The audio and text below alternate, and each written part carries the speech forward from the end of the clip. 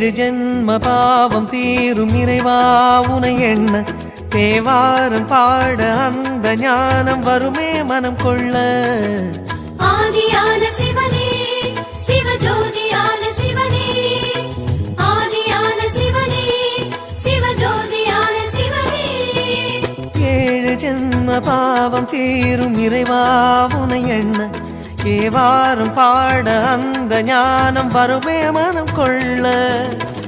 தாழும் நிலை வாராமல் காப்பவன் நீதானே, வாழும் வழி சொல்பவனே வள்ளல் பெருமானே.